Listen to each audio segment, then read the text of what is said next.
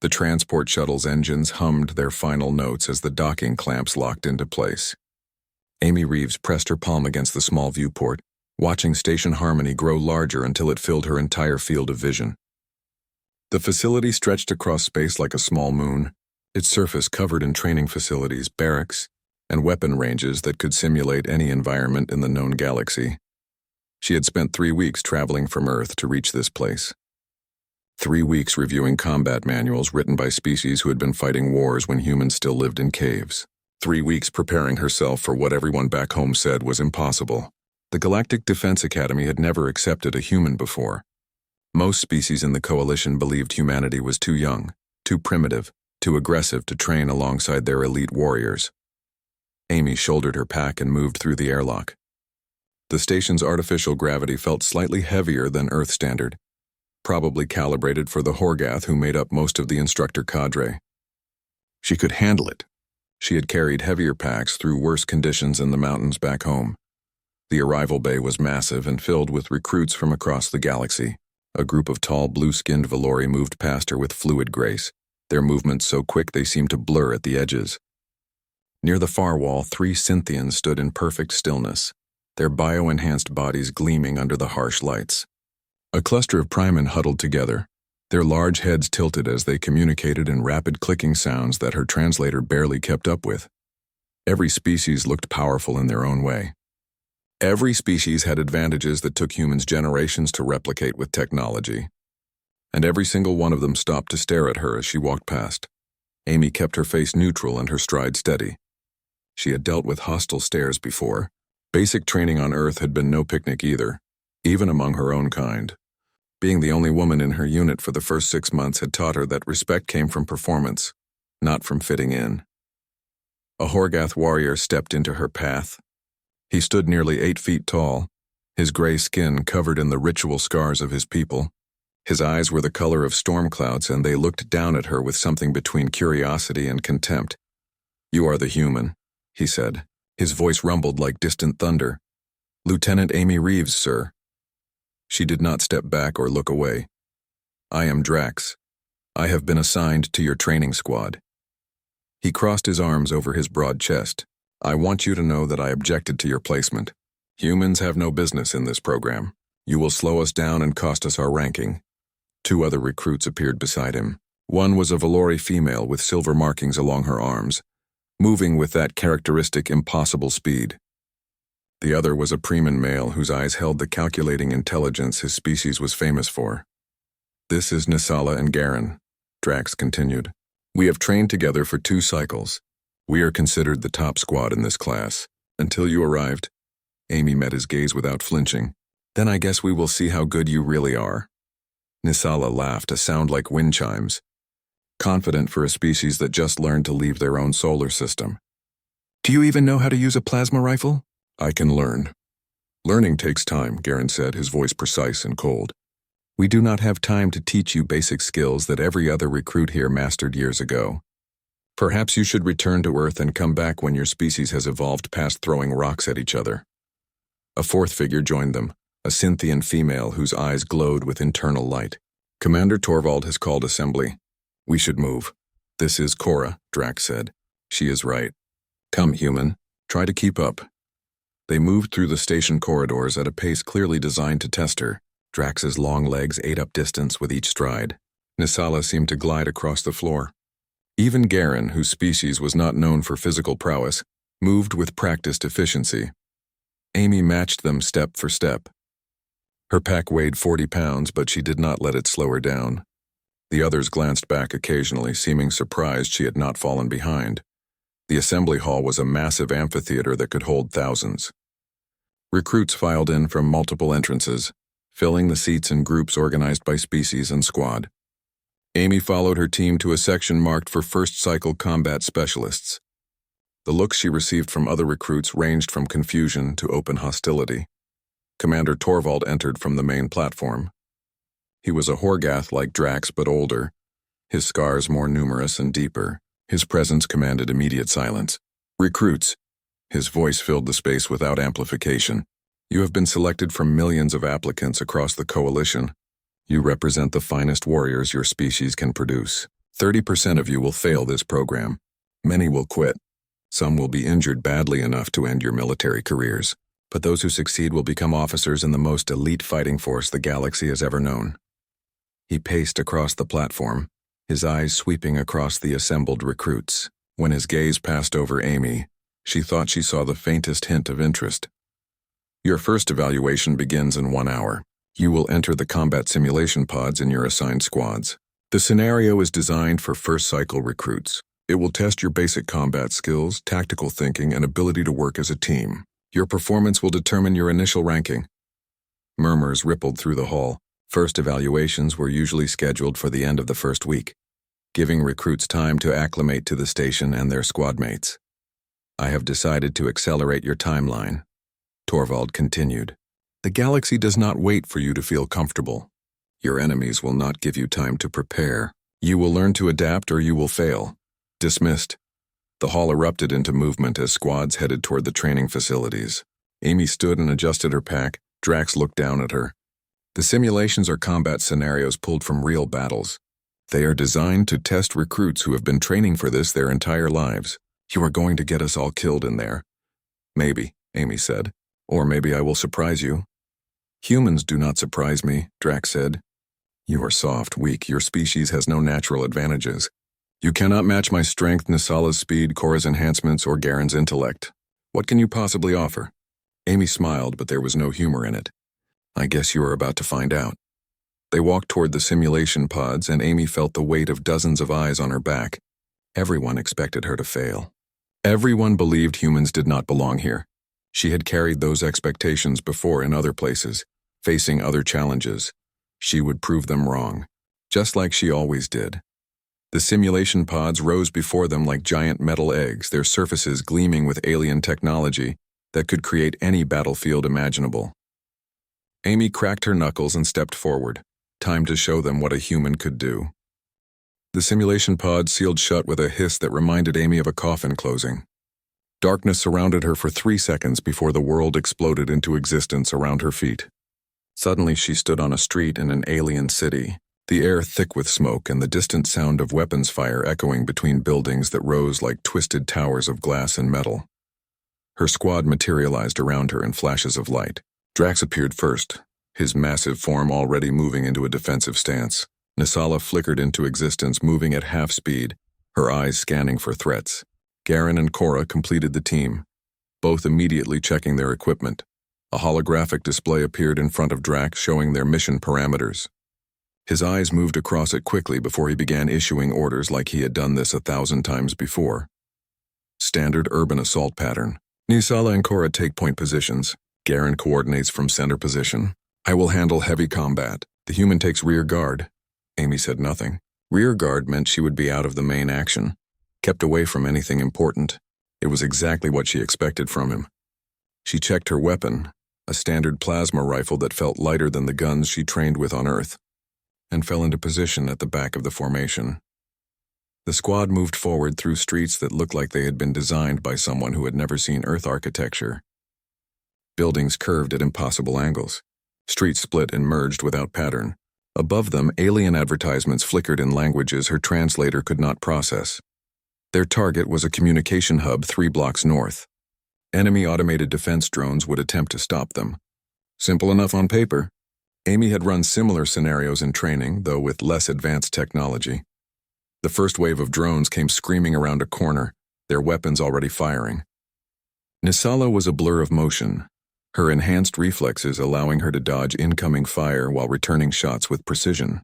3 drones fell before Amy even had time to aim.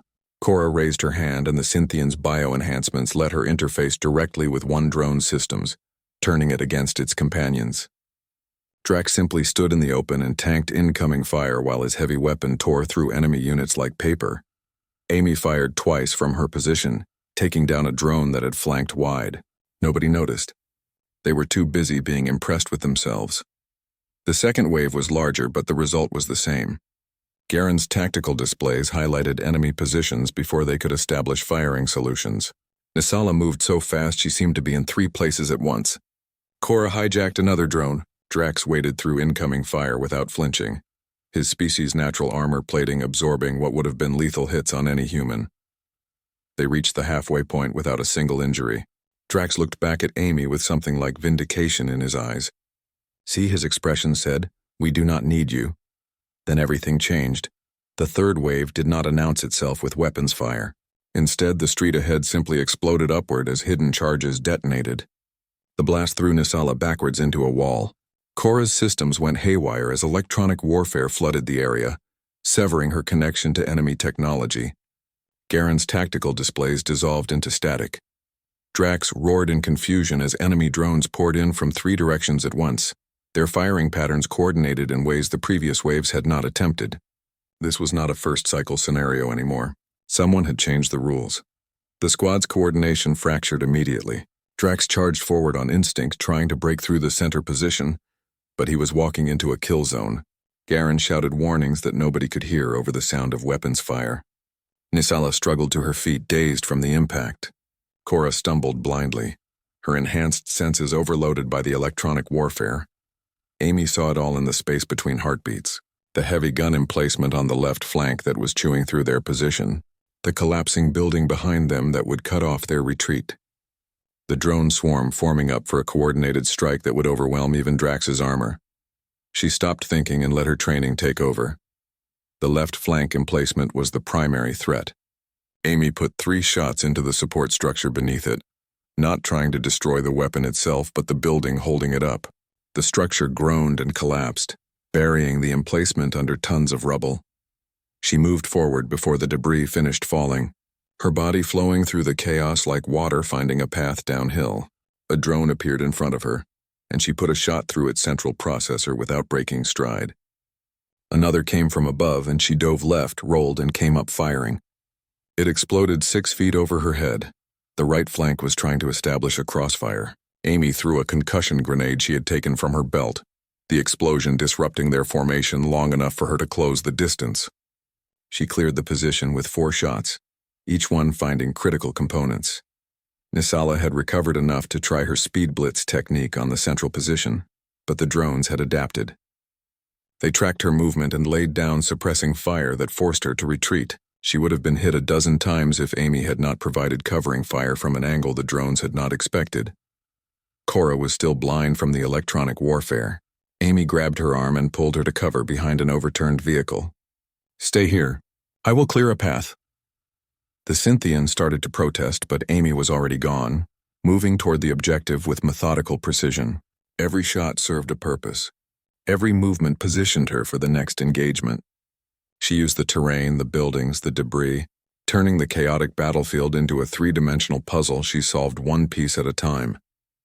Drax finally extracted himself from the kill zone, his armor scorched and smoking. He stared as Amy systematically dismantled the enemy formation that had stopped him cold. She was not stronger than the drones or faster than them or more durable, but she was always exactly where she needed to be, always firing at the right target, always one step ahead of the enemy's adaptation. She reached the communication hub first.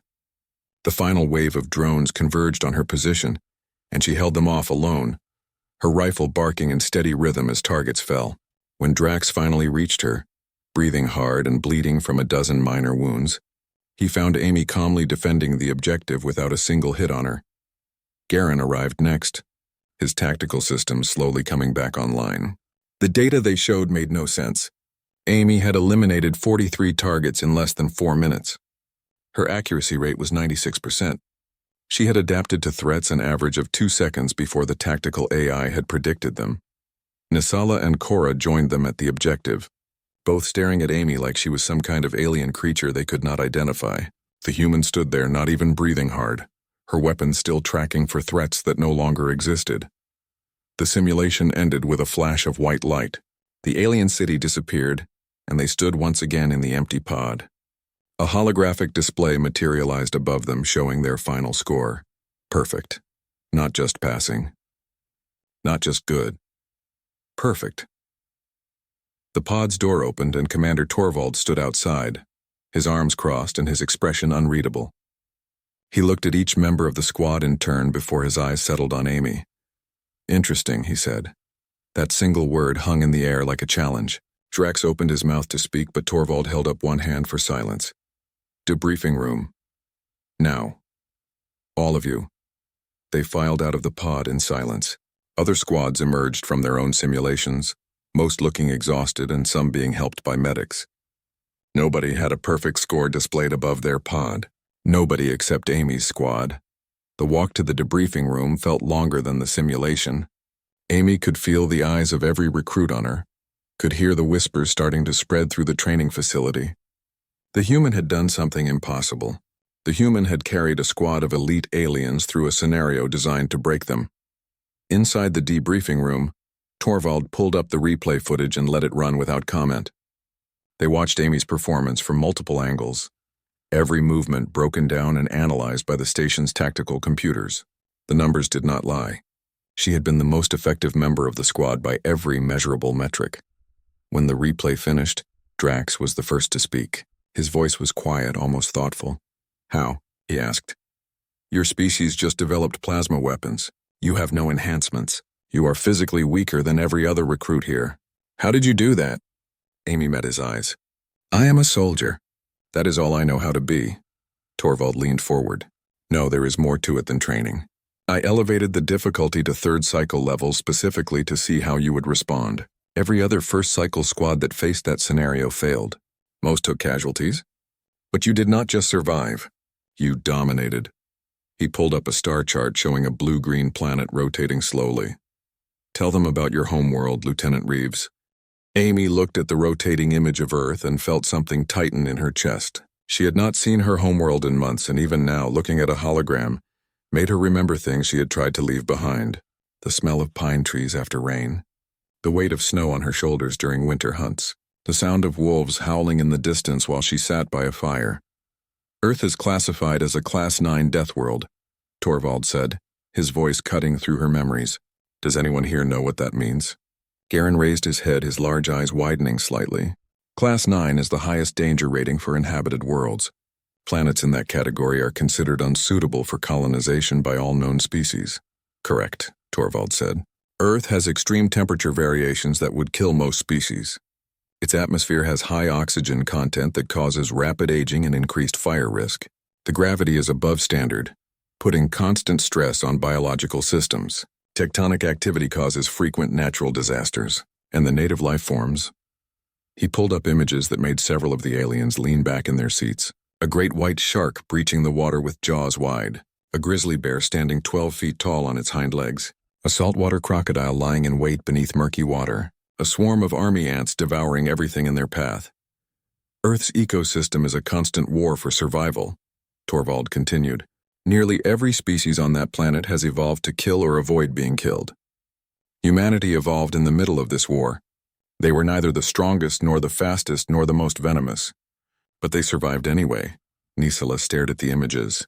How? What advantage did they have? Persistence, Amy said quietly. The others turned to look at her. We are persistence hunters. We evolved to chase prey until it collapsed from exhaustion. A human can run for days without stopping. We sweat to cool ourselves so we do not overheat like most predators. Our joints are designed for distance, not speed. We cannot catch a deer in a sprint, but we can track it for 20 miles until its heart gives out from stress. Drax frowned. That is your advantage? Running slowly for a long time. It is one advantage, Torvald said. He pulled up more data, this time showing human biology in detail. Humans are also social pack hunters with advanced communication skills. They can coordinate complex strategies and adapt those strategies in real time during combat. Their pattern recognition abilities are exceptional. They can spot threats and opportunities that other species miss. Cora leaned forward, her glowing eyes focused on the biological data. Their neural structure is unusual. The connections between threat assessment, pattern recognition, and motor control are much denser than in other species. It is as if their brains are wired specifically for combat. Because they are, Torvald said. Humanity spent millions of years as both predator and prey. They hunted animals that could kill them easily if they made one mistake. They were hunted by animals that saw them as food. Every generation that survived passed on genes for better threat assessment, faster reaction times, and more efficient violence. Evolution turned them into weapons. He pulled up another image, this time showing human history. Armies clashing with primitive weapons. cities burning, mushroom clouds rising over destroyed landscapes. And then they started fighting each other, Torvald said. Human civilization is built on continuous warfare. They have been at war for their entire recorded history. Every generation developed new tactics, new weapons, new ways to kill more efficiently. They fought in every environment on their planet. Mountains, deserts, oceans, frozen wastelands, jungles, even in the air and underground. They adapted to every battlefield and learned from every conflict. Garen studied the data with the intensity his species was famous for. This says humans have been fighting organized wars for over 10,000 years. My species has been at peace for 8,000 years. We consider warfare to be a failure of diplomacy. Most species do, Torvald said, because most species did not evolve on deathworlds. Most species developed civilization in relatively safe environments where cooperation was more valuable than conflict. Humans had no such luxury. On Earth, you adapt or you die. You fight or you get eaten. There is no middle ground. He turned back to Amy. Lieutenant Reeves, tell them about your childhood. Amy shifted uncomfortably. She did not like talking about her past, but Torvald's expression made it clear this was not a request. I grew up in Alaska, she said. Small settlement in the mountains. Population maybe 200 people. Winters got down to -40 degrees. Summers brought grizzly bears and wolves. We hunted for most of our food because supply runs only came twice a year. How old were you when you killed your first animal? Torvald asked. 7. My father took me deer hunting. I used his rifle because I was not strong enough to draw a bow yet. Nisala made a sound of disbelief. You were killing animals at 7 years old? I grew up hunting, Amy said. That is normal for humans in rural areas. By the time I was 12, I could track animals through the forest, build shelters, start fires without modern tools, and field dress a kill. Those are basic survival skills where I come from. Drax rubbed his scarred face. And then you joined your military? At 17. Served 3 years in conflict zones before the Coalition made contact with Earth. I volunteered for this program because I wanted to see what else was out there. Torvald pulled up Amy's military record. Even with classified sections redacted, it was impressive. 3 tours in combat zones, multiple commendations for tactical excellence, training certifications in weapon systems, hand-to-hand combat, wilderness survival, urban warfare, and a dozen other specialties. By human standards, Torvald said, Lieutenant Reeves is a competent soldier. Not exceptional. Not the best Earth has to offer. Simply competent. The room fell silent as the aliens processed that statement. The human who had just achieved a perfect score on a third-cycle combat simulation was not even considered exceptional by her own species. Standards, you asked me earlier, why humans are in this program, Torvald said to Drax. This is why. The Coalition faces threats that cannot be solved with superior technology or enhanced biology alone. We face enemies who adapt, who change tactics, who fight in ways we have never encountered before. We need soldiers who can adapt just as quickly, who see combat as a puzzle to solve rather than a test of strength. He gestured at Amy. Humans are natural problem solvers. They evolved to turn every disadvantage into an advantage. Give them a hopeless situation and they will find a way through it or die trying. They do not surrender. They do not give up. They adapt and overcome or they go down fighting. Garen spoke up, his voice thoughtful. But surely that makes them dangerous. A species evolved for constant warfare, turned loose in the galaxy. It makes them dangerous to our enemies, Torvald said, and invaluable to our allies. Earth joined the Coalition peacefully. They agreed to all our terms, accepted our laws, and have been model members for 3 years. They want to be part of something larger than themselves. That is another human trait. They are tribal creatures who extend their loyalty to those they consider part of their pack. He looked at each member of the squad. You are her pack now. She will fight for you, protect you, and never abandon you, even if you do not deserve that loyalty. That is what humans do. They form bonds, and those bonds are stronger than steel. Amy felt heat rising in her cheeks. She was not used to being talked about like she was some kind of specimen under study. Torvald must have noticed her discomfort because he moved on. Your performance today was acceptable for a first evaluation. The scenario was more difficult than planned, but you adapted. You will continue training as a unit. Dismissed. The squad filed out of the debriefing room in silence. They walked through the corridor together, none of them quite sure what to say. Finally, Drax stopped and turned to face Amy. The huge Horgath warrior looked down at her with an expression she could not quite read. Then he placed his fist over his heart in a formal salute. I was wrong about you, Lieutenant Reeves. I judged you based on my own ignorance. That was dishonorable. I apologize, Amy blinked in surprise. You do not need to apologize. I do, Drax said firmly. My people value strength above all else. I see now that strength comes in many forms. You may not have my size or my armor, but you have something I lack. You have the mind of a warrior. I would be honored to fight beside you. Nisala stepped forward next. I have been running my whole life. I always thought speed was the greatest advantage. But you taught me something today. Sometimes the fastest path is not the best path. Sometimes you need to think before you move. Garen tilted his head in the gesture his species used for respect. I have studied warfare as an academic subject. You have lived it. There is a difference I did not understand until today. Cora said nothing, but she nodded once. For a Cynthian, that was significant. Amy felt something shift in the air between them. They were no longer just 5 individuals forced to work together. They were becoming something more, something stronger. We should rest, Drax said. Tomorrow will be harder than today. It always is. They separated to their individual quarters, but Amy noticed they walked a little closer together than before. Like a unit, like a squad, like a pack.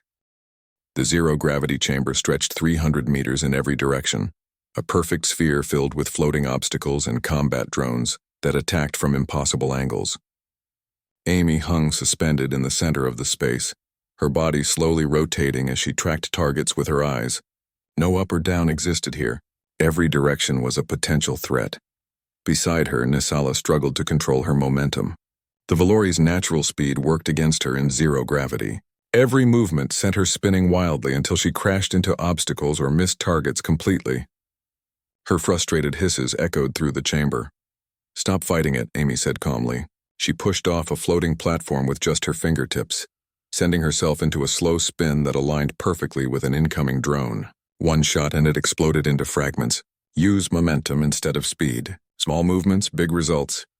Drax tumbled past them like a meteor, his massive body completely out of control. The Horgath warrior was built for ground combat, where his weight and strength gave him every advantage. Here, those same attributes made him helpless. He bounced off the chamber wall with a frustrated roar. Amy caught his arm as he flew past, redirecting his momentum toward a cluster of drones. Tuck your legs and spin. Use your mass as a weapon. Drax followed her advice and turned his uncontrolled tumble into a devastating attack. He crashed through the drones like a wrecking ball, his armor absorbing impacts that would have destroyed lighter opponents.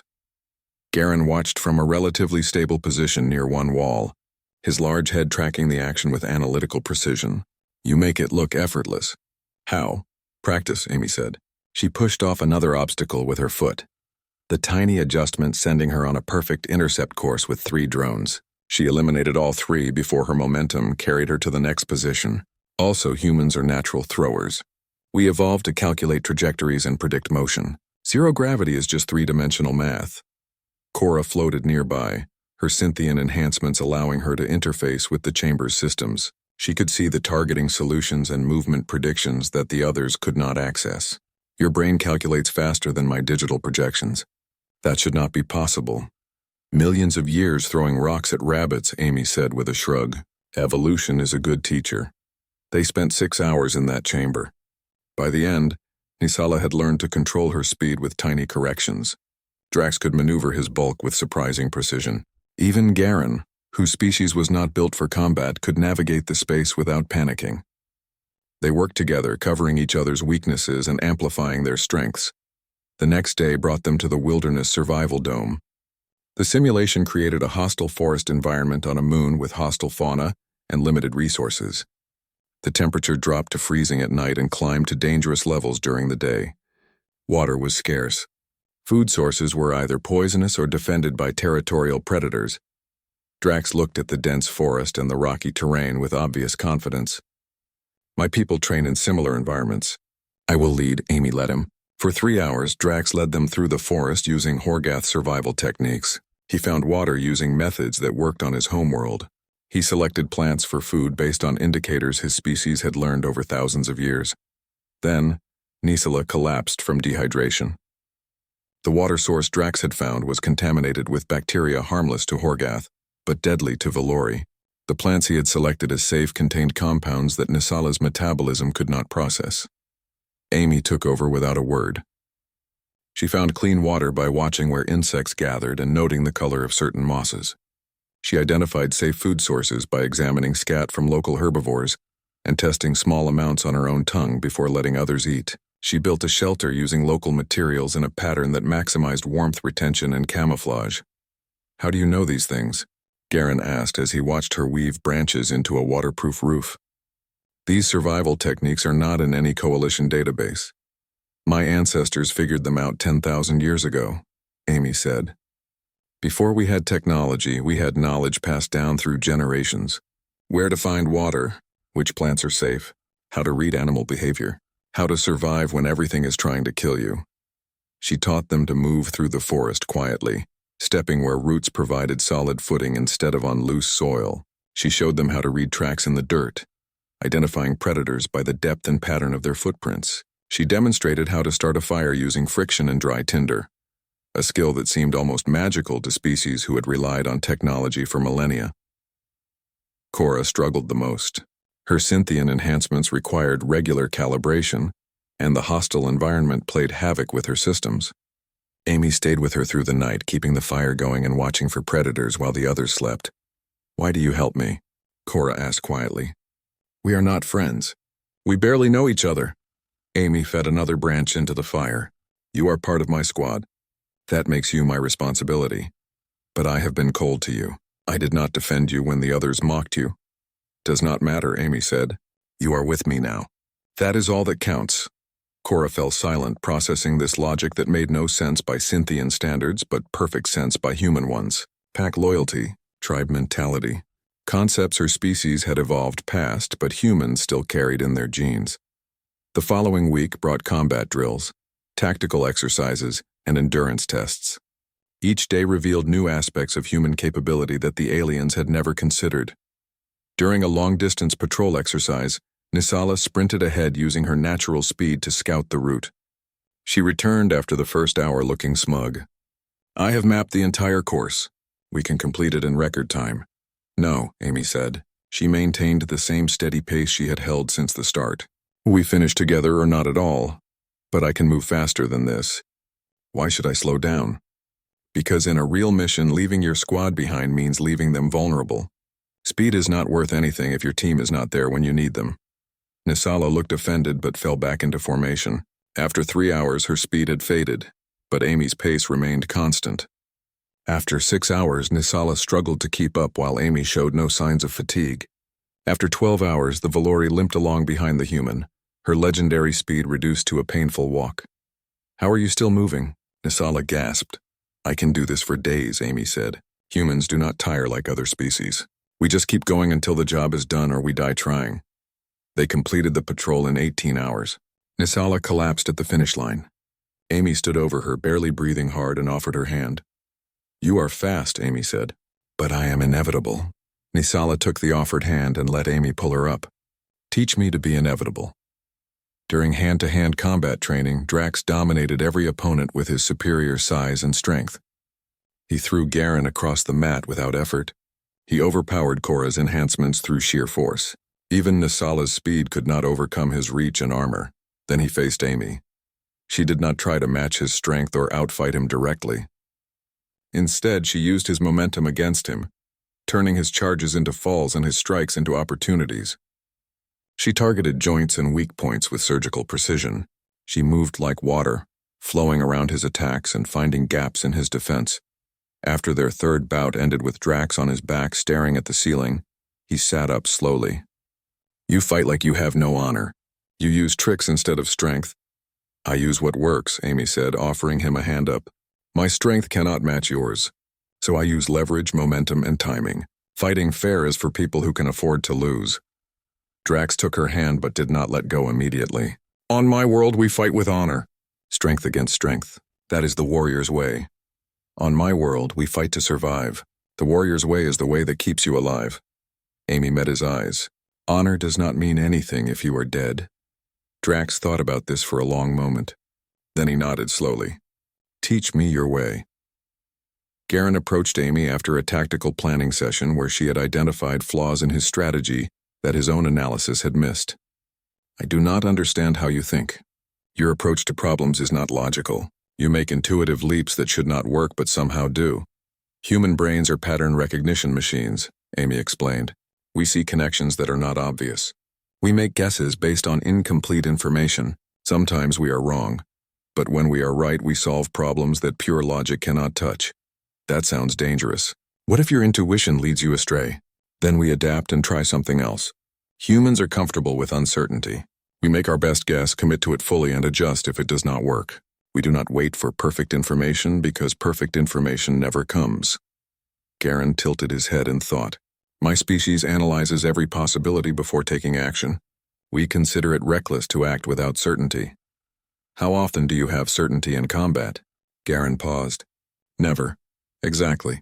So we train to be comfortable acting in chaos. We accept that we will be wrong sometimes. The goal is not to avoid mistakes. The goal is to make better mistakes and learn faster than the enemy. By the end of the month, the squad had transformed. They no longer fought as individuals relying on their natural advantages. They fought as a unit that blended Horgath strength with Valori speed, Preman intelligence with Synthian technology, all coordinated by human adaptability and tactical thinking. Other squads noticed the change. What had started as the squad burdened with a weak human became the squad everyone watched during training exercises. Their scores climbed steadily. Their coordination improved daily. And at the center of it all was Amy, the human who should not have been able to keep up but somehow made everyone around her better. Rain hammered against the observation window in the squad's common room. Amy watched the artificial storm outside, thinking about real rain back on Earth. The station's environmental systems could simulate weather patterns, but they never quite captured the smell of wet earth or the way thunder rolled through mountain valleys. Behind her, Drax and Nisala argued over a tactical scenario displayed on their shared terminal. Garen sat cross-legged on the floor reviewing footage of their last training exercise while Cora performed maintenance on her bio-enhancements. It was a quiet evening between brutal training days, a moment of peace before the storm. The door chimed and Commander Torvald entered without waiting for permission.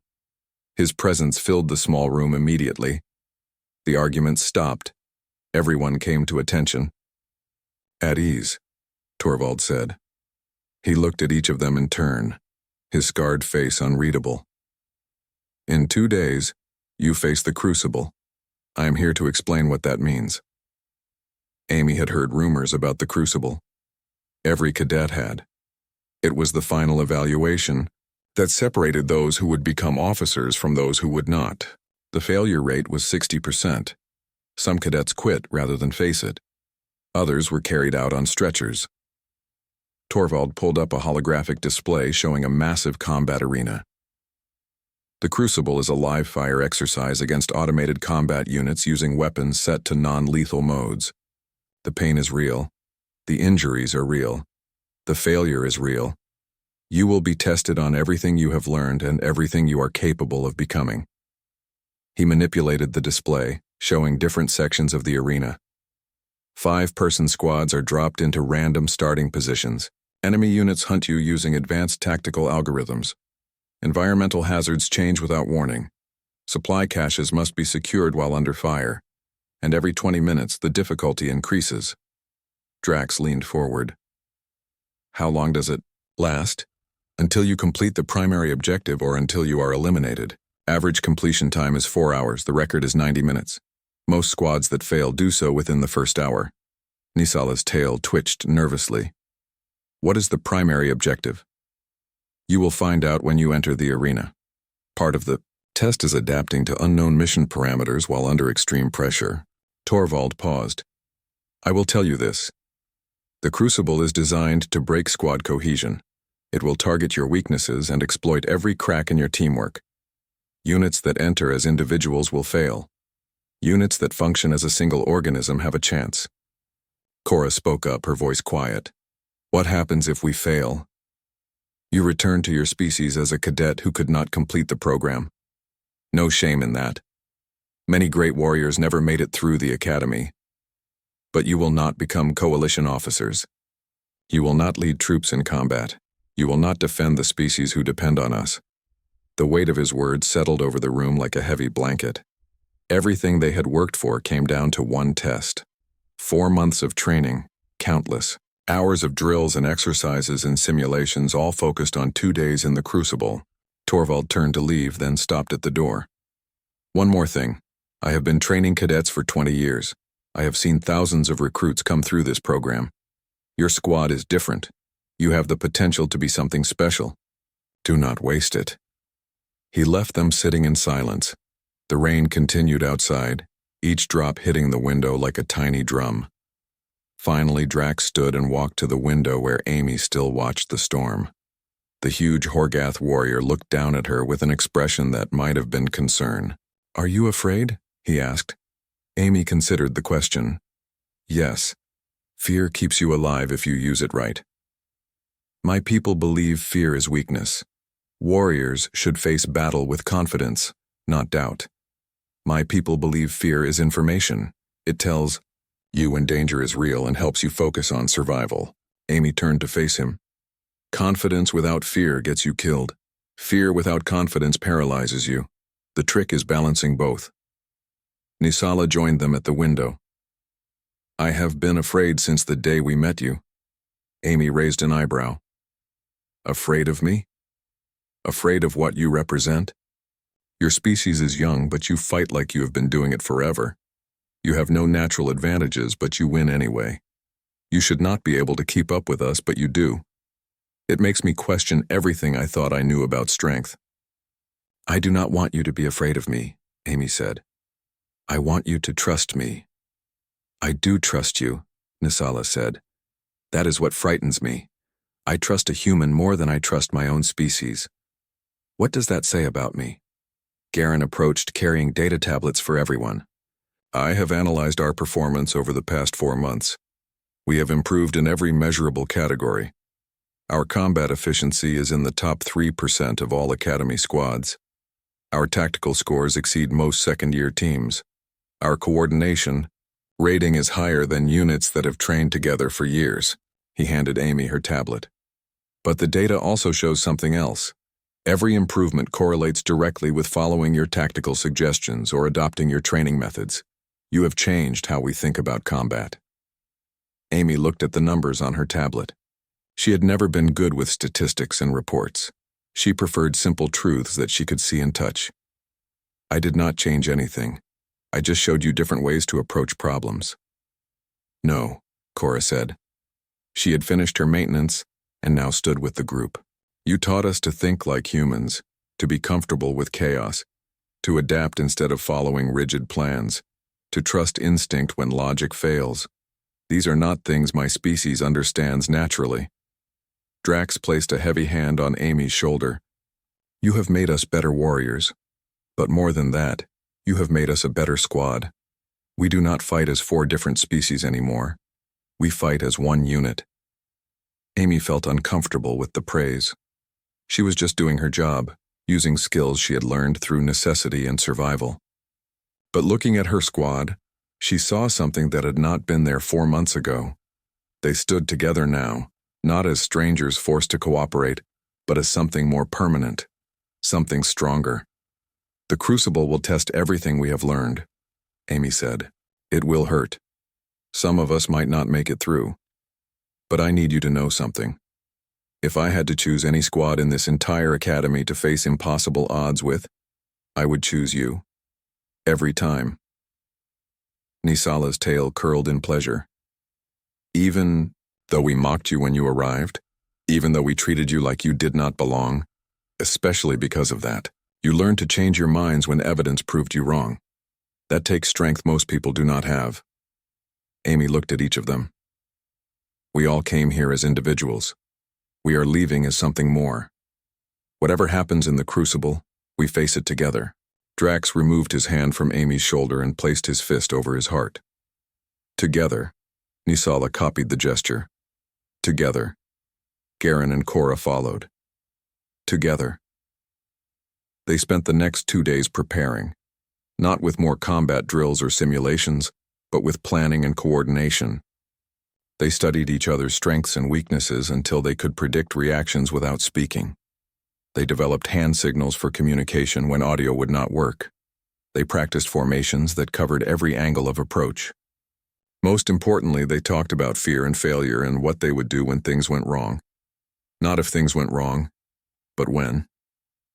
Because Amy taught them that plans never survived first contact with the enemy, and the squads that adapted fastest were the squads that survived. Other teams noticed their preparation. They saw 5 very different beings moving together with practiced ease. They saw the human at the center of the formation, not because she led, but because she was the glue holding everyone together. Some cadets approached Amy privately to ask for advice. How do you move like that? How do you think that fast? How do you make tactical decisions that seem impossible? Her answer was always the same. You survive. You adapt. You never give up. Simple words, but they carried the weight of human history behind them. Thousands of years of warfare. Millions of years of evolution. Entire civilizations built on the foundation of survivors who refused to quit, even when logic said they should. The night before the crucible, Amy could not sleep.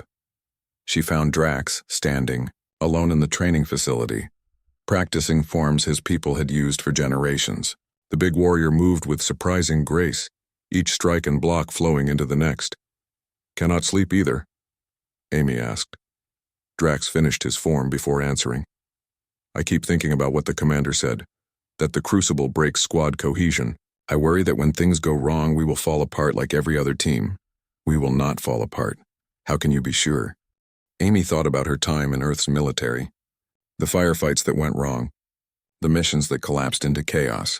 The moments when survival came down to trusting the person next to you, even when everything else failed.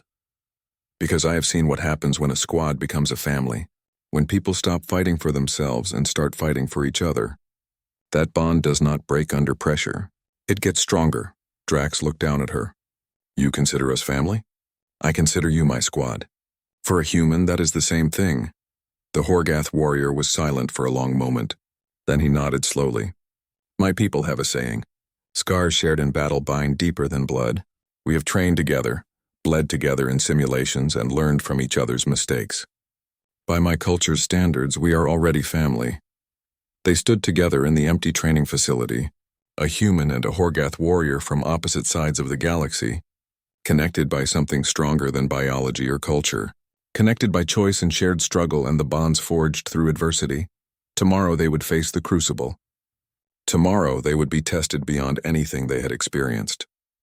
Tomorrow would determine if they had what it took to become coalition officers. But tonight they were already something more important. They were a squad. They were a family, and families did not abandon each other no matter what. The crucible entrance looked like a massive metal mouth ready to swallow them whole.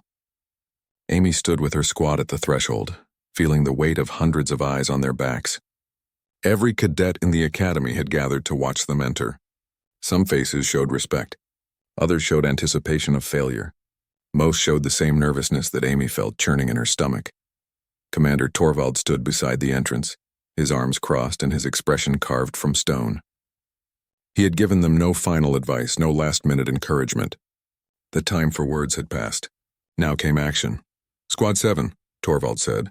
Enter the crucible. They walked through the entrance together, maintaining formation even though no one had given the order. The moment they crossed the threshold, the entrance sealed behind them with a sound like a tomb closing.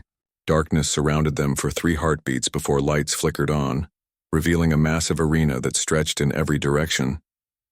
The environment was urban warfare at its worst.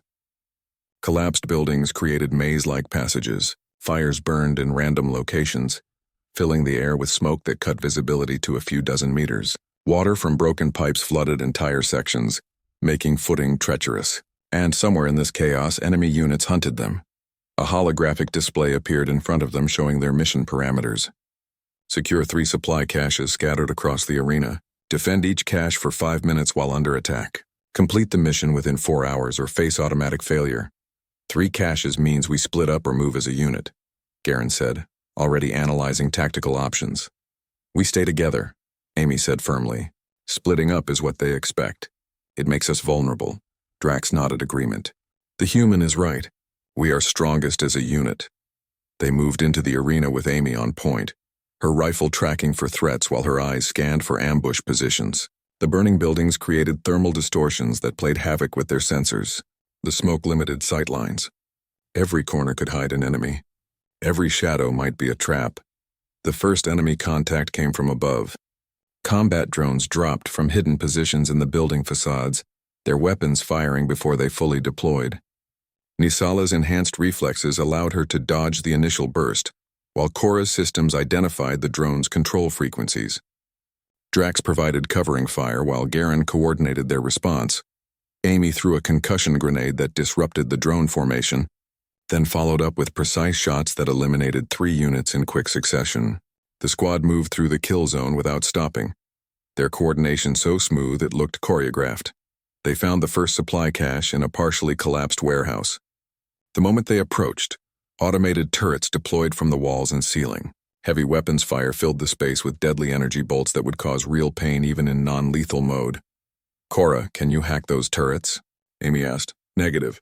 They are air-gapped from the main network. I cannot interface remotely. Then we do this the hard way. Drax, you are our shield. Nisala, you are our knife. Garen, you coordinate fire patterns. Korra, you secure the cache the moment we clear the room. I will handle turret suppression. They executed the plan with practiced efficiency. Drax used his massive bulk to draw fire while his armor absorbed hits that would have killed lighter species. Nisala blurred through the space, dismantling turrets with precise strikes to their critical components. Amy laid down suppressing fire that forced the automated weapons into defensive patterns, limiting their firing solutions. Garen called out targeting priorities based on threat assessment. Korra reached the cache and began the security bypass. The 5-minute defense period felt like hours. Waves of enemy units poured into the warehouse from multiple entrances. Drones, ground units, even experimental combat robots that adapted to their tactics in real time. The squad held position around the cache, each member covering their assigned arc while trusting their teammates to handle everything else. Amy took a hit to her shoulder that sent pain lancing down her arm. Non-lethal did not mean painless. She gritted her teeth and kept firing. Drax accumulated dozens of hits until his armor sparked and smoked, but he never moved from his position. Nisala's speed saved her from most incoming fire, but she could not avoid everything. Garen took a glancing shot to his leg that left him limping. Only Korra remained untouched, protected by her squadmates while she completed her task. The cache secured. 1 down, 2 to go. They moved to the second location through flooded streets where water reached their knees. The enemy adapted, deploying units that functioned underwater. Amy led them through the flood using building interiors where possible, choosing paths that minimized exposure. The second cache was in an exposed plaza with no cover for 50 meters in any direction. Killzone did not begin to describe it. The moment they entered the plaza, every building around them opened fire. Heavy weapons, small arms, explosives, everything designed to overwhelm them through sheer volume. This is impossible, Nisala shouted over the sound of weapons fire. We cannot reach the cache across open ground. Amy studied the battlefield with the calm focus that came from surviving worse situations. We do not go across. We go under. She pointed to a drainage system that ran beneath the plaza. The entrance was exposed, but if they could reach it, the underground tunnels would provide cover all the way to the cache. Drax, you make a hole. Everyone else follow him. The Horgath warrior roared and charged across the plaza like an avalanche. Weapons fire converged on him from every direction, but he did not stop, did not slow, did not falter. His armor absorbed punishment that should have dropped him 3 times over. He reached the drainage entrance and tore the grate away with his bare hands. The squad followed in his wake, using the momentary confusion to cross the killing ground. They dropped into darkness and found themselves in tunnels that echoed with the sound of dripping water and distant explosions. Garen activated chemical lights that cast strange shadows on the tunnel walls. This was not in any of the tactical projections. Good, Amy said. If we cannot predict it, neither can the enemy AI. They navigated the tunnels using Amy's sense of direction and Garen's tactical mapping. Twice they encountered enemy units in the confined space, and twice they neutralized threats with brutal efficiency. There was no room for fancy tactics underground. Just direct violence and overwhelming firepower. They emerged beneath the cache location and caught the defending forces by surprise. A brief, vicious firefight eliminated the immediate threats. Then came another 5-minute defense against increasingly difficult waves. Cora took a direct hit to her torso that shut down several of her enhancements. Nisala dragged her to cover while the others formed a protective barrier. Drax's armor finally failed, exposing flesh beneath that began to accumulate painful hits. Garen's tactical systems glitched from accumulated damage. Amy felt her body screaming from a dozen impacts that would leave bruises for weeks. But they held. They did not break. They did not retreat. 2 caches secured. 1 to go. The final cache location was the worst yet. It sat at the top of a multi-story building surrounded by enemy positions. The structure itself was unstable from fire and explosions. Climbing it while under fire bordered on suicidal. Time check, Amy said. 3 hours 15 minutes elapsed, Garen reported. 45 minutes remaining. They were behind schedule and they all knew it. The smart play would be to withdraw, accept failure and live to fight another day. But none of them suggested it. They had come too far to quit now. We climb, Amy said simply. They scaled the building floor by floor, fighting for every meter of elevation. Enemy units attacked from above and below. The structure groaned and shifted beneath them. Garen fell through a weakened floor and Drax caught him with one hand while firing with the other. Nisala's speed was their only defense against the constant ambushes. By the time they reached the top floor, they were all wounded, exhausted and running low on ammunition. The final cache sat in the center of a room with no walls, exposed to fire from every direction. The moment they approached it, every enemy unit in the arena converged on their position. "This is it," Drax said. Blood ran down his face from a cut above his eye. "Our last stand." "No," Amy said. She checked her ammunition counter. 12 shots remaining. Not enough for what was coming. "Our victory. Cora, crack that cache. Everyone else, we buy her 5 minutes. No matter what." They formed a circle around Cora with their backs to the cache and their weapons facing outward. The enemy came at them like a tidal wave. Drones, ground units, heavy weapons platforms, everything the Crucible had left to throw at them. Drax roared defiance and met the charge head-on. Nisala became a blur of motion, appearing wherever the line threatened to break. Garen's analytical mind tracked threats and called out priorities even as his body failed. Amy fired her remaining shots with precise economy, making every bullet count. Her rifle clicked empty. She drew her sidearm. That ran dry. She picked up a fallen enemy weapon and kept fighting. When that failed, she used her knife. When she lost the knife, she used her fists. Beside her, Drax fought with his bare hands, his weapon long since destroyed. Nisala moved on instinct alone, too tired for conscious thought. Garen could barely stand but refused to fall. They held the line through pure stubborn will and the absolute refusal to let their squad mate down. Time stopped meaning anything. There was only the next threat, the next target, the next impossible moment of survival. Cora's voice cut through the chaos. Cache secured. The enemy units froze in place. The weapons fire stopped. Silence fell over the arena like a blanket. They had done it. Amy sat down hard, her body finally acknowledging the accumulated damage. Around her, the others collapsed in similar states of exhaustion. They had completed the Crucible with 0 casualties, against odds that should have been impossible. Commander Torvald's voice echoed across the arena. "Squad 7, exit the Crucible." They helped each other stand. Drax supported Garen, who could not walk on his injured leg. Nisala steadied Cora, whose systems were still rebooting. Amy led them toward the exit on legs that shook with every step. The arena entrance opened and they walked through into blinding light. Every cadet in the academy stood assembled, and as Squad 7 emerged, the cheering began. It started with one voice and spread like wildfire until the entire facility shook with the sound. They had not just passed the Crucible. They had shown everyone watching that species did not matter, natural advantages did not matter, and old prejudices were just obstacles to overcome. What mattered was the bond between squad mates and the willingness to never surrender. The graduation ceremony 3 days later felt almost anti-clean after the intensity of the crucible. Amy stood with her squad as Commander Torvald presented them with their officer rank insignia.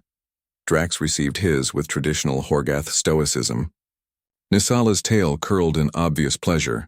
Garen's large eyes showed emotion his species rarely displayed publicly. Cora's enhancements had been repaired and upgraded, a reward for her performance. When Torvald reached Amy, he paused. "Lieutenant Reeves, you came here as the first human ever accepted into this program. You leave as something more. You are now an officer in the Galactic Coalition Defense Force. But more importantly, you have taught us all something valuable about strength, adaptation, and the bonds that make us greater than the sum of our parts." He pinned the insignia to her uniform. "Your first assignment is a diplomatic mission to newly contacted species on the frontier. It is considered dangerous, which is why I am sending your squad. You have proven you can handle the impossible." After the ceremony, other graduates approached Squad 7 with respect that would have seemed impossible 4 months ago. The human who should have been the weakest link had become the foundation that held everything together. Amy stood with her squad one final time before they shipped out, looking at beings from across the galaxy who had become her family through shared struggle and mutual trust. Drax placed his massive hand on her shoulder. "Ready for the next challenge, little human?" Amy smiled. "I was born ready. Let us show the galaxy what we can do." They boarded their ship together. No longer 5 individuals from different species, but a single unit forged in fire and bound by something stronger than biology. The galaxy was vast and dangerous and full of challenges that would test them in ways the Academy never could. But they would face it together, and that made all the difference.